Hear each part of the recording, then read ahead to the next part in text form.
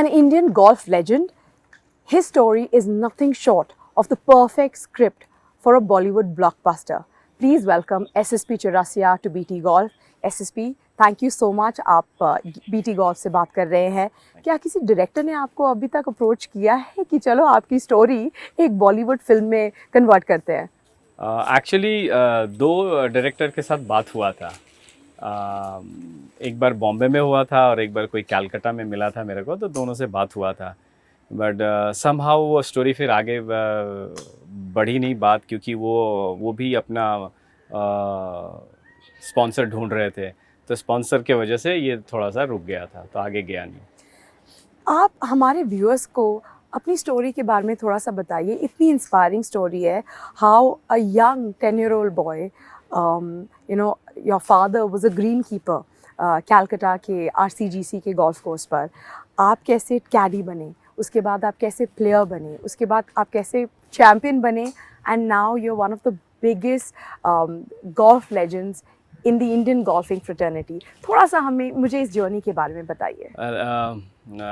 मेरे फादर जो थे वो गोल्फ कोर्स में ही नौकरी करते थे, तो and we all live there. तो एक अच्छा अपॉर्चुनिटीज़ मिल गया था गोल्फ खेलने के लिए. अदरवाइज़ ये क्योंकि हम काफ़ी मिडिल क्लास फैमिली से आते हैं, तो हमारे लिए ये बहुत एक्सपेंसिव है इवन द एक क्लब ख़रीदना. तो बट द गुड थिंग कि क्लब के अंदर ही थे, तो वो सब खेलते थे, तो हम भी उसी तरह खेलना शुरू किया. देन आई रियलाइज़ कि अगर इसको अच्छे से सीखें तो करना क्या पड़ेगा, तो मैं कैडी बन गया. ऐसे दैट्स द बेस्ट थिंग, क्योंकि तब मैं सब आदमी के साथ मिल सकता हूँ, सब बड़े बड़े प्लेयरों के साथ मिल सकता हूँ, या जो मेंबर्स हैं उनके साथ मिल सकता हूँ. काफ़ी इन्फॉर्मेशन आ सकता है. तो ये मुझे पता था उस उम्र में ही, तो मैंने ये कर दिया. मैंने कैडी बनना है, कैडी करना. तो कैडी में और सीखा बहुत कुछ. आज आई थिंक मेरे गेम के पीछे अगर इतना कुछ सक्सेस है बिकॉज ऑफ कैडी के वजह से, क्योंकि मैं बहुत कुछ सीखा हूँ कैडी करके. तो वो एक है. और फिर उसके बाद फादर कभी मेरे को पुश नहीं किए, मतलब वो चाहते ही नहीं थे एक्चुअली कि मैं गोल्फ खेलूँ, कि वो उनके जगह सही थे. वो कहते थे कि इतना एक्सपेंसिव है, हम लोग अफोर्ड नहीं कर पाएंगे, बेटर है कि मत खेलो ये सब एंड ऑल. बट मेरे अंदर वो एक जुनून था कि खेलना ही है गोल्फ. तो माँ का सपोर्ट था, तो आई थिंक इसीलिए हो भी पाया है. तो उसकी वजह से ये हुआ है. एंड जर्नी उसके बाद फिर स्टार्ट किया, जर्नी खेलने की प्लान किया, प्रो टर्न किया. वही फाइनेंशियल प्रॉब्लम, तो वो बहुत बेसिक था, क्योंकि जिस फैमिली बैकग्राउंड से आता हूँ मैं, वो सबसे बड़ा फैक्टर था. लेकिन लकीली गेम ने उतना स्ट्रगल करने नहीं दिया, क्योंकि गेम इतना अच्छा था या मैं बना लिया था. तो इनिशियली सब कुछ ठीक होना शुरू हो गया था. बट बीच में थोड़े से प्रॉब्लम्स आए थे जब मैंने प्रो टर्न किया था. 1-2 कट मिस किया था, फिर उसके बाद प्रॉब्लम्स आए थे. बट मुझे याद है मेरी मॉम ने मुझे बताई थी कि मैंने कहीं से खेल के आया था साउथ से, तो सारे पैसे गंदा भी खेला था, तो कट मिस हो गया था. तो मेरी मॉम बोली कि ये तुम्हारा लास्ट पैसा है, इसके बाद तुम्हें घर से कोई पैसे नहीं मिलेंगे. So that was the turning point. तो वो पैसे लिया था, और मुझे याद है कि लेके मैं सोच रहा था कि इसके बाद मेरे को घर से कोई सपोर्ट नहीं मिलेगा. और लकीली वो टूर्नामेंट गया खेलने. नेक्स्ट वीक चंडीगढ़ गया था. चंडीगढ़ जाके वो टूर्नामेंट में एक शॉट से कट मिस कर गया. सो मेरे पास और 2 टूर्नामेंट के पैसे थे, 2 ही टूर्नामेंट खेलने थे. उसके बाद एक कपूरथला गया and back to again Chandigarh. तो कपूरथला गया, वहाँ कुछ पैसे बने, फिर बैक टू चंडीगढ़, फिर बनते गया. फिर अभी तक फ़िलहाल पीछे मुड़ के देखा नहीं.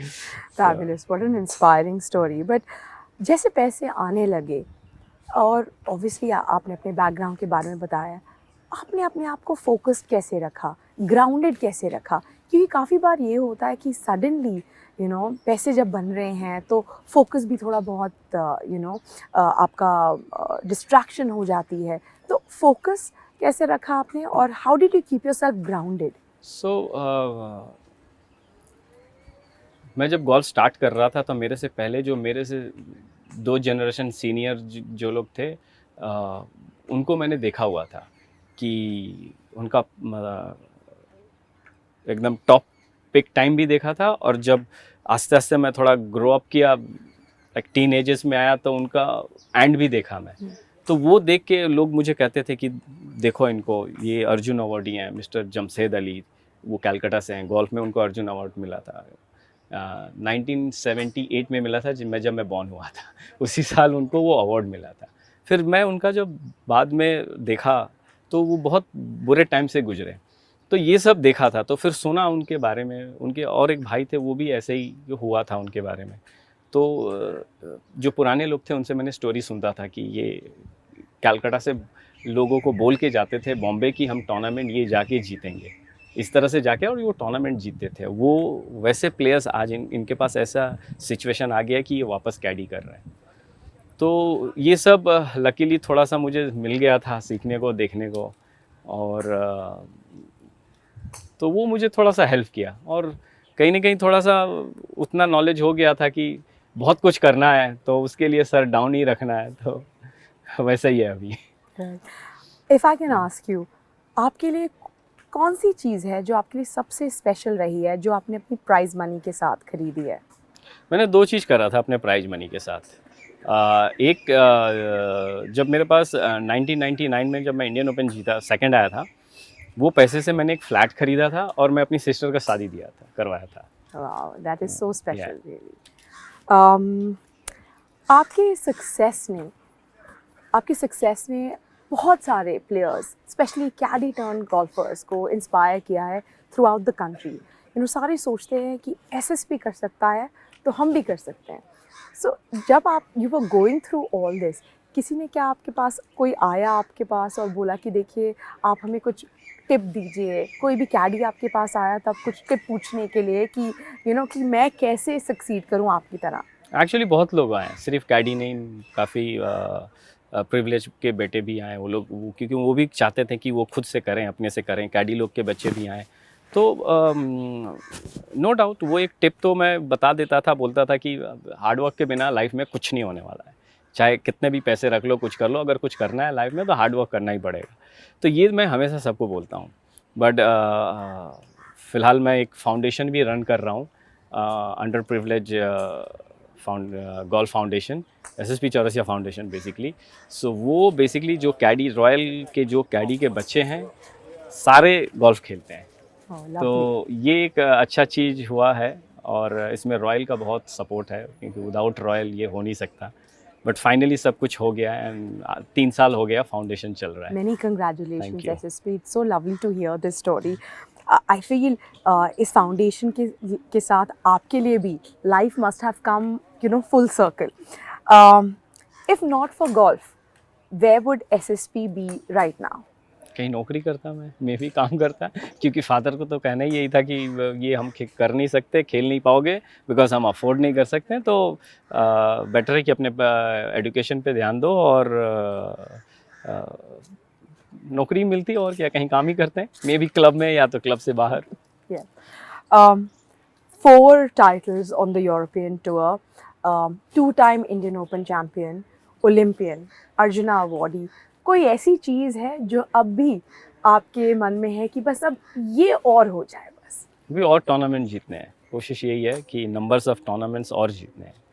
तो अभी काफ़ी टाइम है भी मेरे पास, क्योंकि मुझे लग रहा है कि मेरा गेम भी बहुत अच्छा है, चल रहा है, तो उसी पे फोकस है। जैसे यूरोप मैंने लास्ट 14 ईयर्स खेला। लास्ट ईयर मेरा यूरोप से कार्ड लॉस हो गया, बट ठीक है, ये वीक अनदर अपॉर्चुनिटीज़ मिला है यूरोप जाने का। सो एंड एशिया में खेल ही रहा हूँ मैं, तो बस टारगेट यही है कि और भी टूर्नामेंट जीते, नंबर्स ऑफ विनिंग टूर्नामेंट्स और ऐड करते रहें। जो अपार्ट फ्रॉम टूर्नामेंट्स, कोई ऐसी चीज़ है जो आप चाहते हैं कि बस ये एक और मेरी लाइफ का मिशन बने? मेजर खेलना है।